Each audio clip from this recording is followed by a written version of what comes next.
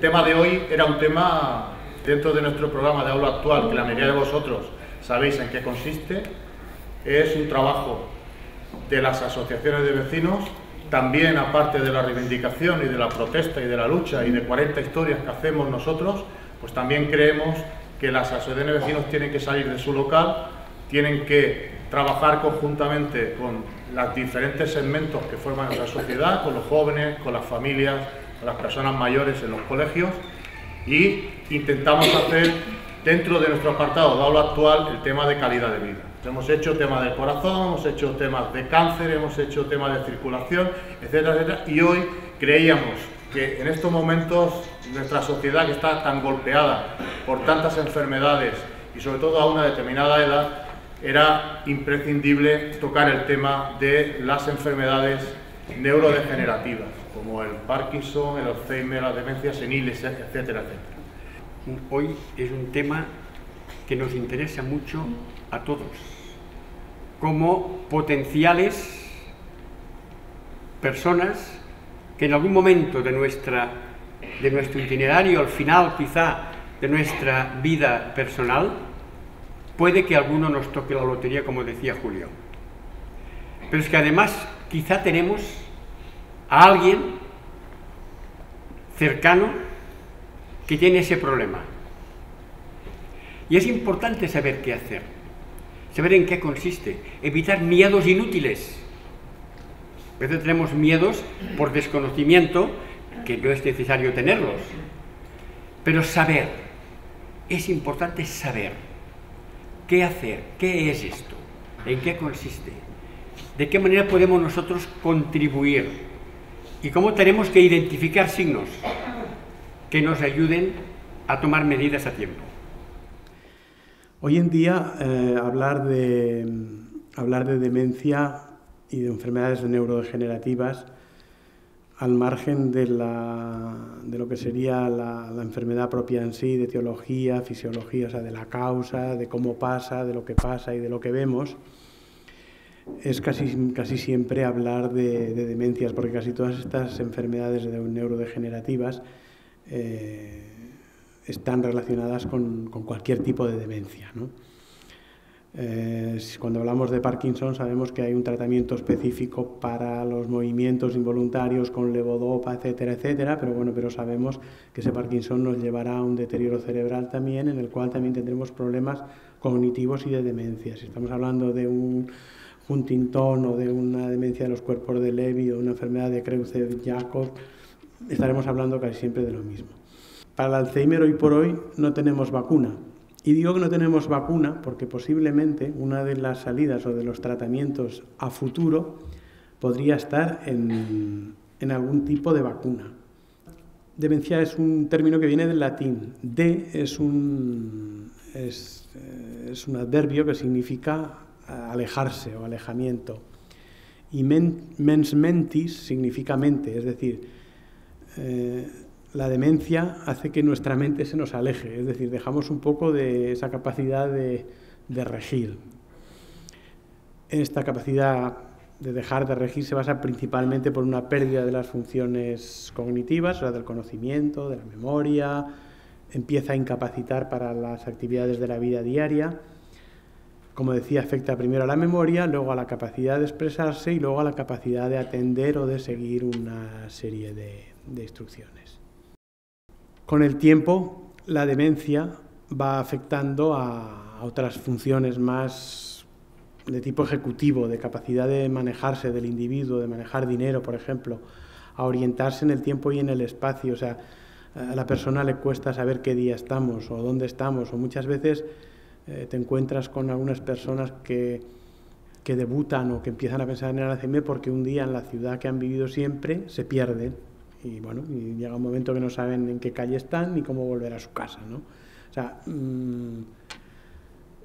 aparecen todo este tipo de síntomas que nos van ayudando y que nos irán dando la pista de lo que nos puede estar pasando. A veces también hay complicaciones y a veces las demencias pueden debutar con un síndrome depresivo, es decir, con una persona que se encuentra triste, apática, que no tiene ganas de hacer nada, o con personas que tienen pues algún síntoma psicótico, alguna imaginación, alguna cosa, algún delirio de perjuicio, de que piensa de que lo persiguen, de que piensa de que quizá no lo quieren, de que, en fin, toda una serie de delirios que pueden ser una manera de la que la demencia debuta. O sea, la primera afirmación es que ni son claras ni son únicas. O sea, no podemos decir que la demencia tenga una causa única y que sea una causa clara que se pueda diagnosticar. Después yo diría que hay una serie de factores genéticos, es en lo que más se está trabajando y ya lo veremos un poquito más adelante. Puede haber demencia por agentes tóxicos, por intoxicaciones. Se sabe que hay intoxicaciones de determinadas sustancias, entre las cuales podemos encontrar desde metales pesados, por ejemplo el aluminio que se elimina mal, por ejemplo en personas que se hacen diálisis, hasta el alcohol en personas que abusan permanentemente del alcohol, ¿eh? O sea, quiero decir, no, cuando hablamos de cosas tóxicas no hemos de pensar solo en radiaciones, no hemos de pensar en muchas otras cosas. Después puede haber agentes ambientales, hay enfermedades mentales que también van hacia la demencia, un traumatismo craneal importante puede darlo también, y después algún tipo de respuesta inflamatoria de tipo infecciones, de priones, como puede ser el SIDA, por ejemplo, que puede dar demencia también debido a la... ¿Hay un solo tipo de demencia? No, yo diría que no. Yo las vamos a clasificar para que nos entendamos en tres tipos. Serán primarias, secundarias y otras, por decirlo. Las primarias son las que son, yo diría que de origen más genético, ¿no? El Alzheimer, la enfermedad de Pick y la demencia de los cuerpos de Levy.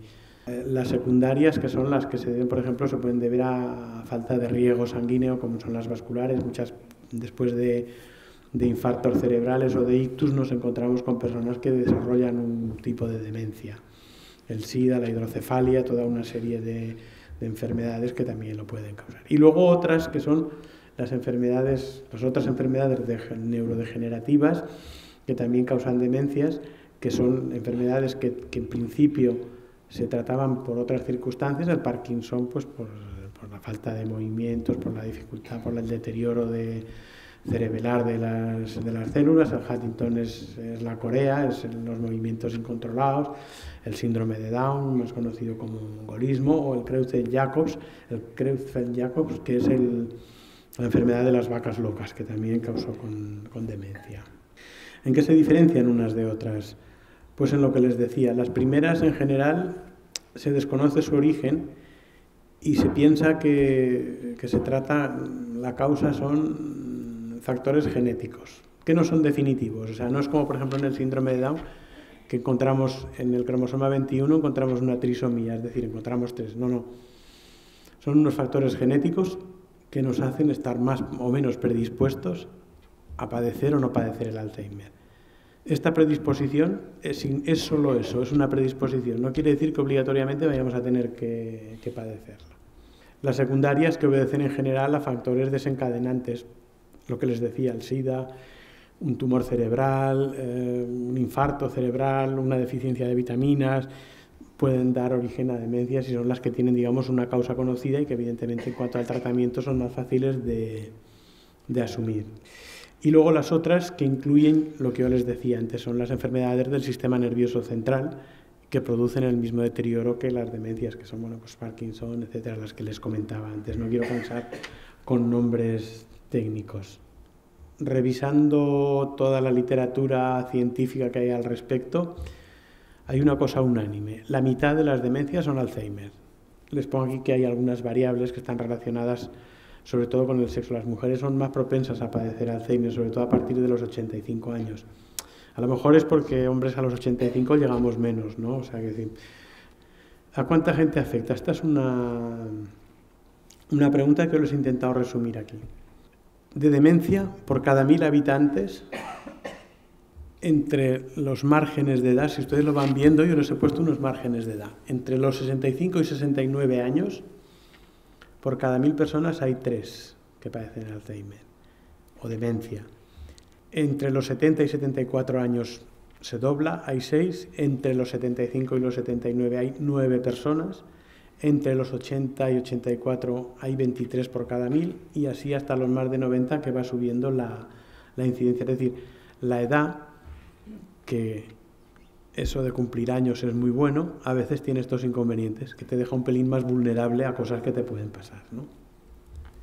tendremos, en el 2015, tendremos un problema considerable. Tendremos 30.870 personas en Cataluña con un Alzheimer que necesitarán cuidados. Estos números nosotros, desde una fundación en la que participo, los presentamos habitualmente a todo el mundo que nos los quiere escuchar, porque creo que es un problema de salud pública del cual no somos suficientemente conscientes. Ninguno, O sea, ni los profesionales, ni el público en general, ni los gobernantes, y yo creo que ni las autoridades sanitarias. Para que se sepa un poco cómo se rompe la comunicación de una neurona, para que uno diga eso, ostras, ahora no me acuerdo porque se me ha roto esa conexión, pasa de la siguiente manera.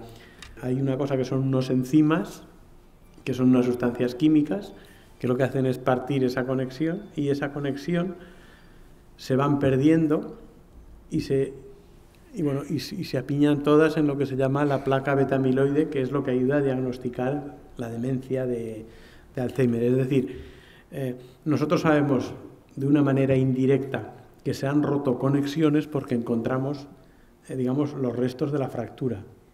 ¿Hay factores de riesgo? Pues sí, hay algún factor de riesgo. A mayor edad, mayor riesgo. Estas son las estadísticas y no hay vuelta de hoja. Y estadísticamente a las mujeres, pero un poco es por lo que les comentaba antes. O sea, hay más mujeres que hombres, para empezar. Y después tienen una esperanza de vida más alta. Y si hemos dicho que a mayor edad, más riesgo, quizá el hecho de que haya más mujeres que padecen Alzheimer es un artefacto estadístico. Quiero decir que es una cosa que es una verdad estadística, pero que no se ajusta estrictamente a la realidad. Porque la verdad es que igual lo que pasa es que al haber menos cantidad de hombres, lo lógico es que el porcentaje sea más alto. En las causas se conocen, si se han encontrado en el Alzheimer, se han encontrado alteraciones, lo que les decía, en la predisposición genética, en los cromosomas 1, 10, 14, 19 y 21. Se han encontrado casos de demencia en síndrome de Down y en traumatismos craneales.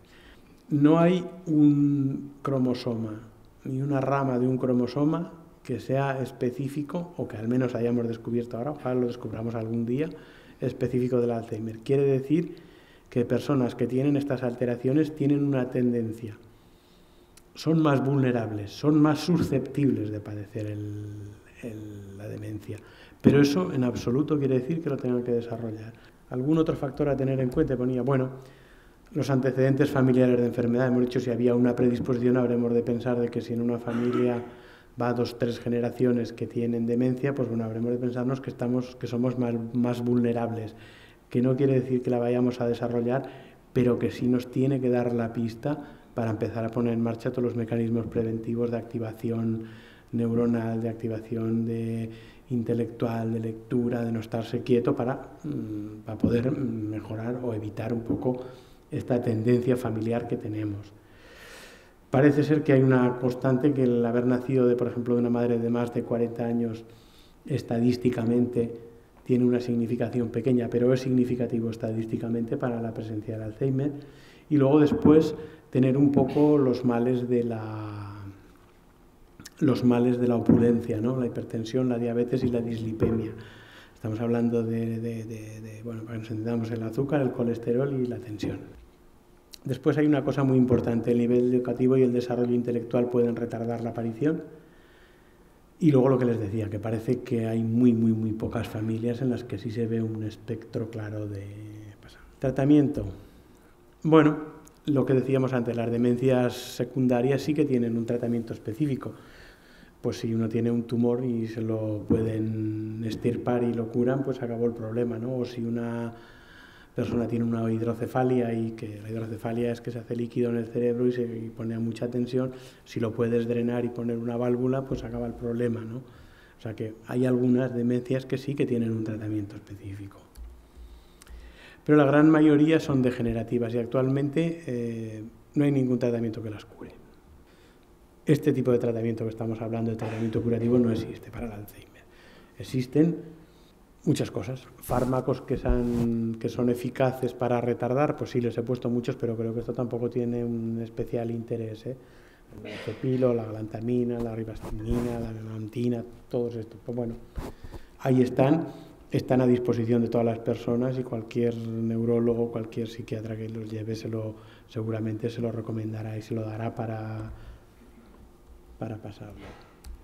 Después hay una serie de otros tratamientos farmacológicos que ayudan a aliviar algunos síntomas. Por ejemplo, el insomnio, personas que no duermen, bueno, ahí puedes hacer un tratamiento específico para el insomnio que le ayuda mucho, y si la persona ha descansado, la persona con demencia descansa, al día siguiente también está algo mejor. Si está más agresivo, si tiene alucinaciones, es decir, puede haber una serie de tratamientos coadyuvantes que se necesiten. Hay una serie de tratamientos no farmacológicos que son los programas de intervención cognitiva, y en los que ustedes de alguna manera me consta que están participando, porque son talleres de activación, talleres de memoria. Esto no va a ser una persona que tenga un Alzheimer o una demencia, se lo va a curar, pero va a tener un aspecto beneficioso que va a ayudar mucho sobre todo a convivir y a poder seguir adelante con esta enfermedad. Cuando ya sabemos que una persona tiene Alzheimer, la familia, ¿qué ha de hacer? ¿Cómo ha de tratar a una persona?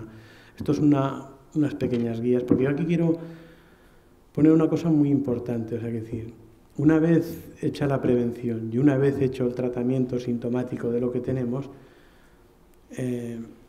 por la persona que tiene una demencia, lo que podemos hacer es cuidarlo. Sabemos que las circunstancias nos han llevado a que haya mucho cuidador informal, como les gusta llamar a bueno, yo no diría a las cabezas pensantes, ¿no? Lo llaman cuidador informal, que es la persona que se hace cargo de una persona con demencia en su casa y que hasta hacía un tiempo hacía unas cosas y en un momento determinado decide dedicar parte de sus horas o parte de su vida a cuidar a la persona. Los que viven y conocen y conviven el día a día han de aprender una cosa muy importante, que es a cuidarse a sí mismos. ¿Qué hemos de hacer? Pues lo primero, con las vacunaciones, es no alterar sus rutinas. En la medida de lo posible, una persona tiene una rutina de la hora de levantarse, la hora de desayunar, la hora de la siesta, la hora de pasear, tratar de romperla lo menos posible.